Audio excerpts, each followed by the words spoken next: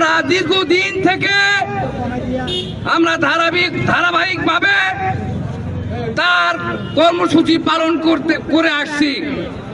প্রিয় ভাইয়েরা আমার, তার এই অংশ হিসেবে 31 দফা বাস্তবায়নের লক্ষ্যে এসএম জাকারিয়া বাচ্চু ভাইয়ের নেতৃত্বে আমরা গ্রামে গ্রামে গিয়ে, বাড়িতে বাড়িতে গিয়ে, দোকানে দোকানে গিয়ে, হাট বাজারে গিয়ে সেই 31 দফা বাস্তবায়নের লক্ষ্যে আমরা হ্যান্ডবিল বিতরণ করছি। প্রিয় ভাইয়েরা আমার, আপনারা জানেন যে বর্তমান যেখানে বক্তব্য হচ্ছে আমার, এই ইউনিয়নটি হচ্ছে এসএম জাকারিয়া বাচ্চু ভাইয়ের ইউনিয়ন।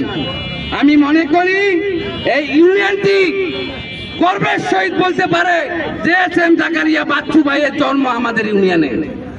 কারণ পার্বতীপুর ফুলবাড়িতে আপনারা জানেন 35 বছর এমপি মন্ত্রী ছিল।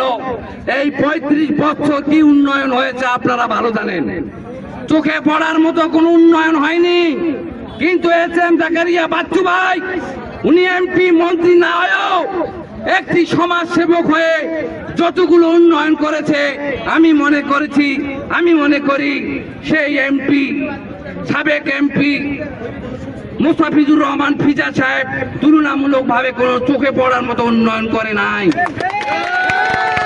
ভাইরা আমার, আজকে যতগুলো গ্রামে গেলাম, প্রায় গ্রামে বলছে এই টিউবওয়েল এসএম জাকারিয়া বাচ্চু ভাই দিয়েছে। প্রায় ইউনিয়নে বলছে, প্রায় গ্রামে বলছে যে এই মসজিদটি আমাদের এসএম জাকারিয়া বাচ্চু দিয়েছে। ভাইরা আমার, বিভিন্ন জায়গায় তিনি আবাসন করেছে। আজকে যদি রাস্তাঘাটে যাওয়া যায়, যদি কোনো গ্রামে যাওয়া যায়, যদি কোনো টিউবওয়েল দেখা যায়, ওই এলাকার লোক বলে এই আমাদেরকে পানি খাওয়ার জন্য সাধারণ মানুষের সুবিধার্থে, গরিব দুঃখী সুবিধার্থে এই টিউবওয়েল গুলো এসএম জাকারিয়া বাচ্চু দিয়েছে। প্রিয় ভাইয়েরা আমার, তাই আমি মনে করি যে এসএম জাকারিয়া বাচ্চু একটি উন্নয়নের প্রতীক।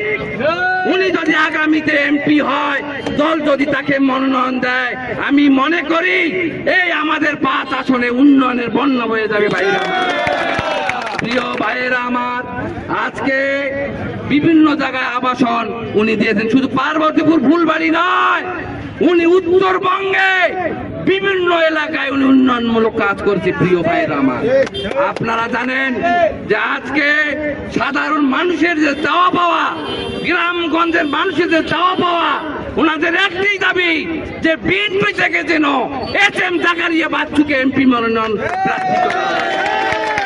তাই আমি দেশ নায়ক তারেক রহমান দৃষ্টি আকর্ষণ করছি, বেগম খালেদা জিয়ার দৃষ্টি আকর্ষণ করছি, এবং আমাদের কেন্দ্রীয় বিএনপির দৃষ্টি আকর্ষণ করছি।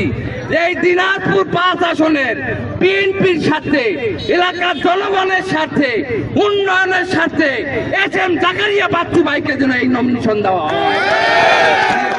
আমার, আপনারা জানেন এই আসনটি আমরা দীর্ঘদিন থেকে এই আসনটি পরাজিত হয়েছি।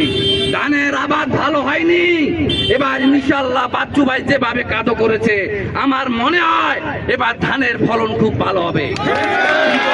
আমার, তাই আমি বিনীত অনুরোধ করে কেন্দ্রীয় বিএনপি এবং তারেক রহমানের কাছে বিনীত অনুরোধ করে আমি একটি দাবি করব, দেশের স্বার্থে, এলাকার স্বার্থে, জনগণের স্বার্থে আপনারা আগামী মনোনয়ন পত্র এবং মনোনয়ন এই নমিনেশন যাতে এসএম জাকারিয়া বাচ্চুকে দেওয়া হয়।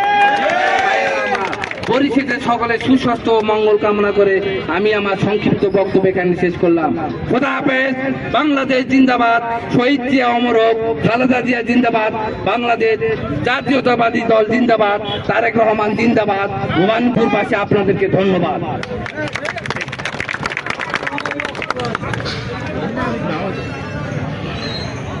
সংগ্রামী সাথী বন্ধুরা, এ পর্যায়ে আপনাদের সামনে বক্তব্য রাখছেন শুধু